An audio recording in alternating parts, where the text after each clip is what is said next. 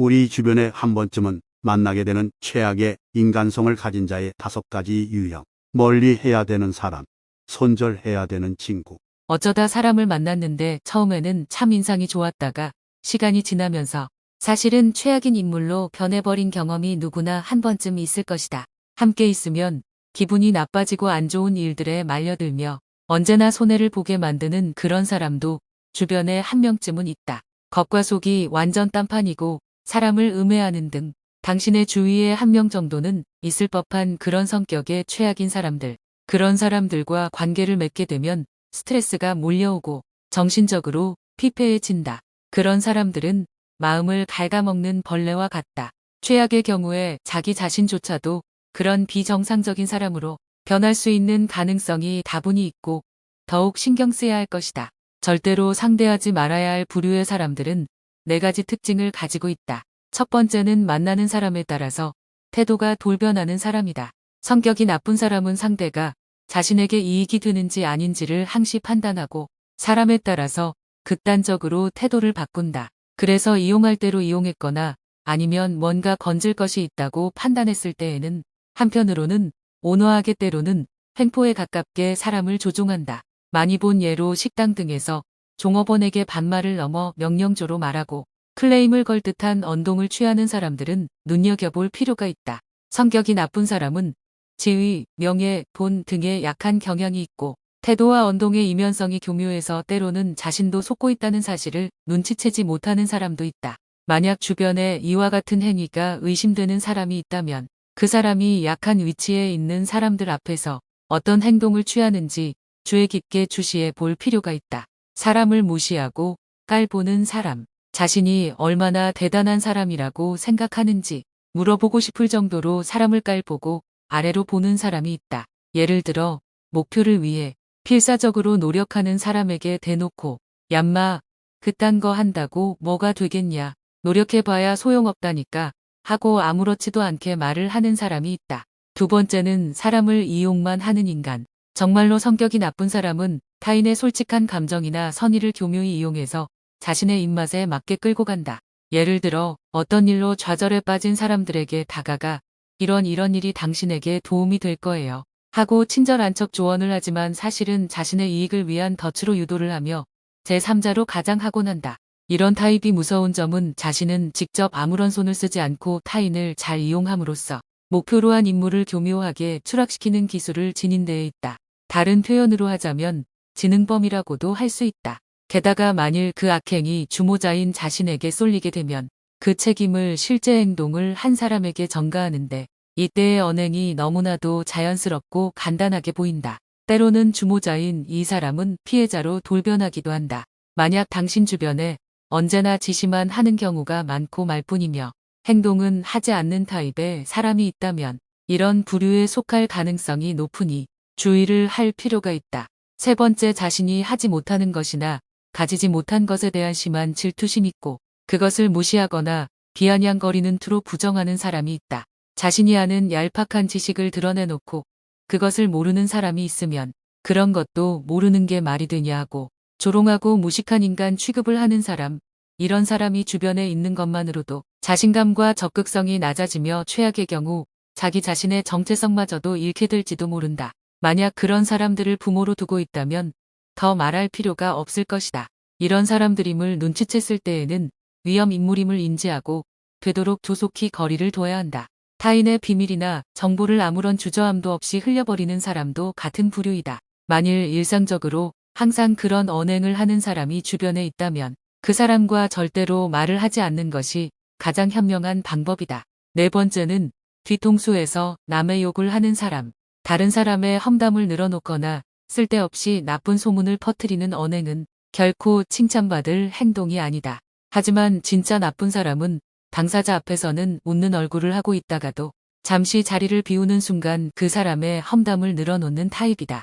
특히나 악질적인 것은 자신의 마음에 들지 않는 사람을 음해하기 위해서는 자신의 이익을 위해서 의도적으로 악의적인 거짓말이나 소문을 퍼뜨리는 사람들이다. 성격이 나쁜 사람과 부딪혀야 할 때는 이 사람은 뭔가 병에 감염된 거야 라고 생각하는 것이 대처법의 하나이다. 상대를 대등한 입장이라고 생각하면 짜증도 나고 스트레스도 쌓이게 된다. 감정을 억제하기 위해서 저런 성격은 병이 원인이라고 생각하게 되면 조금 참을 수 있게 된다. 그것을 고치는 데는 물론 많은 시간과 노력이 필요하다. 대등한 위치에 두지 말고 부처님과 같은 따뜻한 시선으로 지켜본다는 자세로 임하는 것이 득이다. 반면 교사로 삼아 관찰하는 것도 방법이다. 영화나 막장 드라마에서 나올 법한 성격의 사람을 간혹 실제로 마주하는 경우가 생긴다. 하지만 그것도 무언가 의미가 있는 것일지도 모른다. 그 속에서 자신이 느끼지 못했던 자신의 잘못을 발견하게 될지도 모르는 것이다. 어쩌면 악역은 이 세상에서 선한 사람들이 반면 교사를 삼을 수 있도록 심어놓은 메시지일지도 모르는 것이다. 할 수 있다면 평생토록 미치광이 같은 나쁜 놈들을 안 만나는 것이 최고이겠지만 직장이나 주변에서 의외로 높은 확률로 이런 사람들과 조우하게 된다. 성격이 최악인 사람들을 대하는 대처법 또 하나는 되도록 거리를 두어야 한다는 것이다. 가장 좋은 것은 관계를 완전히 단절시키는 것이지만 가족이나 직장 상사 동료 등 피치 못하게 얼굴을 보고 살아야 하는 경우가 있으므로 현실적으로 어려울 것이다. 이럴 때는 최소한의 접촉만으로 끝내야 한다. 충돌이나 간섭 싸움은 피하는 것이 좋다. 그리고 조심해야 할 것은 실수로라도 상대의 성격을 고쳐보겠다는 등의 생각은 품지 않는 것이 현명한 것이다. 이것은 당신에게 최대한의 스트레스를 가져다 줄 뿐 아니라 정신을 차려보면 오히려 자신이 그 사람에게 조종당하게 되는 상황에 빠질 가능성이 생길 수 있다. 또한 너무 티가 나도록 부자연스럽게 회피하거나 무시하는 등 돌연 서먹하게 구는 태도를 취하는 것은 나중에 트러블을 야기할 수 있는 원인이 된다. 그러니 되도록 자연스럽게 건들지 않으면 변이 묻지 않는다는 마음으로 실행해야 한다. 악성 질환에 걸렸다고 생각하고 지켜본다. 만약 그런 사람들로 인해 극심한 스트레스를 받고 있다면 그것은 어쩌면 그 자리를 떠나 새로운 것을 찾아보라는 인생의 새로운 전환기를 암시하는 것일 수도 있다. 세옹지마라는 말도 있듯이 악역과의 만남도 그 의미를 잘 생각해 보면 자신에게 도움이 되는 방향으로 보이게 된다. 또 이런 사람들도 있다. 상대가 이야기할 때 귀 막고 듣는 사람, 귀를 닫고 듣는 사람은 상대가 무슨 이야기를 해도 이미 자기 안에 답을 갖고 있다. 타협하거나 재고의 여지를 두지 않고 상대가 어떤 말을 해도 들으려고 하지 않을 뿐만 아니라 심지어 이야기를 계속 이어가는 사람을 깔보거나 업신여기기까지 한다. 대화가 이어질수록 소통의 문은 닫히고 불통되면서 심지어 분통과 울화통이 터질 수도 있다. 빨리 이야기를 그만두고 자리를 뜨는 게 상책이다. 어떤 사람은 자신이 도움이 필요할 때만 찾아오는 사람이 있다. 그 필요가 충족되면 소식을 끊고 살다가 다시 뭔가가 필요해지면 필요한 도움을 요청한다.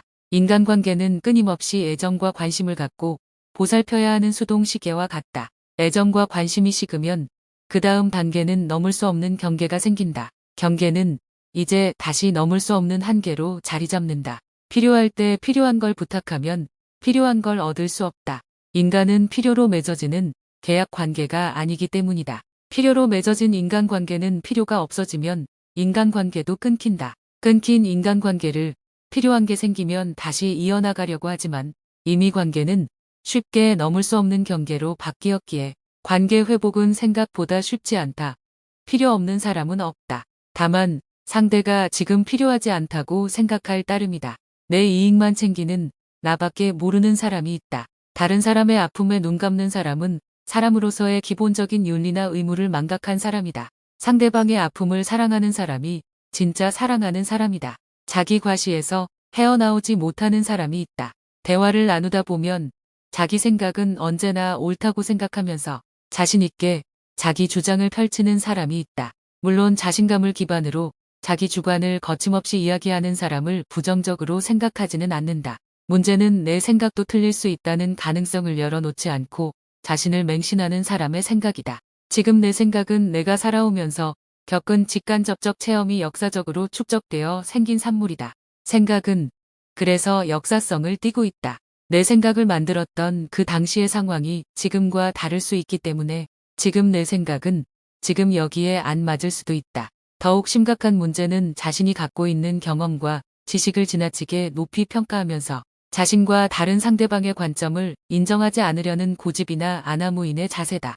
사람은 저마다의 생각을 갖고 각자 다른 환경에서 다르게 살아간다. 누군가의 이야기가 틀렸다고 생각하기 이전에 내 생각과 어떤 점에서 다른지를 먼저 생각해 볼 필요가 있다. 모든 생각은 일리가 있는 의견이다. 귀하게 대접받으려면 귀를 기울여야 한다. 경청할수록 경건해지고 상대방을 존경하게 된다.